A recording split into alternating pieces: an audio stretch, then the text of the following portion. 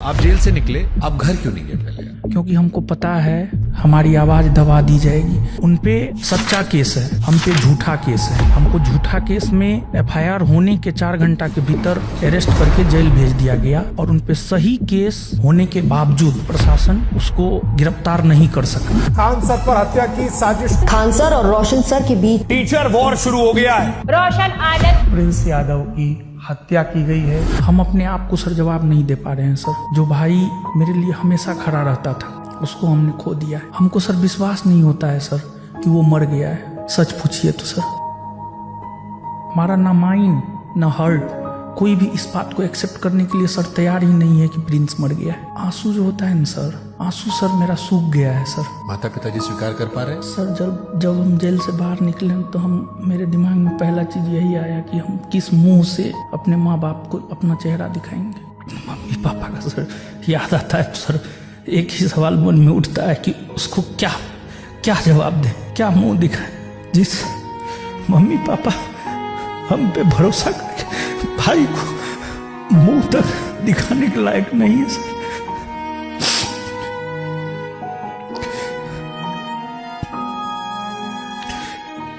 Khan sir के ज्यादातर चाहने वालों का यह कहना है कि रोशन आनंद सर जेल इसलिए रह गए क्योंकि उनके ऊपर पहले से कुछ क्रिमिनल केसेस थे। उन्हें जमानत 24 घंटे मिल जाती, उनका जो बैकग्राउंड था उसकी वजह से वो लंबा रह गए। यहाँ पर प्रशासन का फिर से सर दोहरा चरित्र देखिए। जिस आंदोलन में हम गए हैं वो भी गए हैं, लेकिन उनके ऊपर केस नहीं, हमारे ऊपर केस। अगर गोली कांड की बात नहीं आती तो फिर हमारी अरेस्टिंग नहीं होती सर। 13 तारीख को हमारे भाई की मृत्यु हुई। 15 को जब हमारे बेल पर सुनवाई हो रही थी उन्होंने अपने वकील के जरिए पुरजोर विरोध किया। उनका कहना है कि हमारी वजह से ये निकल कर आए हैं बाहर सर, वरना इनके वकील जो थे वो इतने कमजोर थे कि शायद ये कुछ दिन और अंदर नहीं सर। खान सर ने अपने ऑफिसर से भी कहवा दिया था कि उनके भाई की मृत्यु हो गई है, अब समाज अपोज उस तरह से नहीं कीजिएगा, इसलिए बहुत कम ही अपोज किया गया। आपको जमानत इसलिए भी नहीं मिल रही थी क्योंकि आपके वकील के ऊपर किसी महिला से दुष्कर्म के आरोप लगे थे।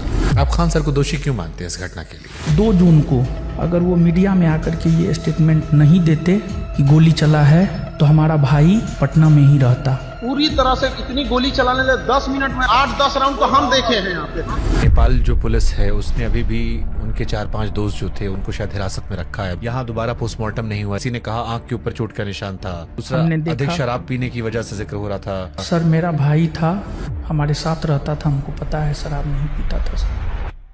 उनके 2 दोस्तों में एक दोस्त जिसका नाम शायद रोशन है, कुछ लोग उन पर भी शायद शक जता रहे थे। जब आप जेल से बाहर निकली तो रोशन आनंद सर को एहसास हुआ कि वो सनातनी है। हम सनातनी हिंदू हैं। मैं सनातनी हूँ, इस पर हमें प्राउड है। और मैंने सनातनी शब्द का प्रयोग धर्म और अधर्म को लेकर किया था। प्रिंस से आपने कहा था नेपाल जाने के लिए? नो सर, जिस रोज घटना हुआ है 2 जून। एक थ्योरी और आती है, विकास नाम का वो व्यक्ति जो गार्ड के कंधे पर हाथ रख के ले जाता है, जिसके बाद कई सारे लोग उसकी पिटाई करते हैं। वो आरोप ये लगता है कि आप उस विकास को बचाना चाह रहे थे।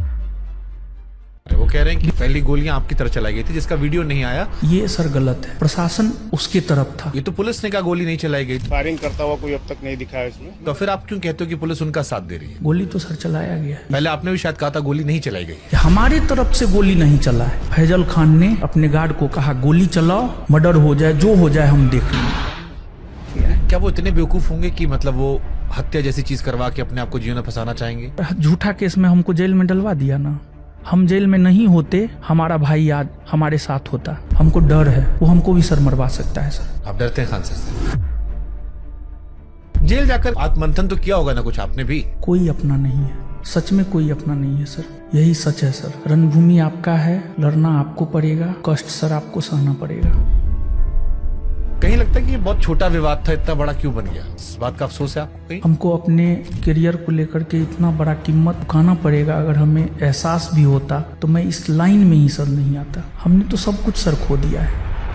अगर नेपाल वाली घटना में उनका नाम नहीं आता है और वो मानवीय आधार पर आपसे माफी मांगते हैं कि साथ मिलकर ठीक करते हैं सब कुछ, क्या आप तैयार होंगे? हमारा सब कुछ उजड़ ही गया सर, अब माफी का क्या कोई मतलब नहीं है सर। दुनिया जो भी माने, लेकिन हम इस घटना का दोषी फैजल खान, डॉक्टर रामाशंकर प्रसाद और सावित्री कंप्यूटर के मालिक को मानते हैं सर।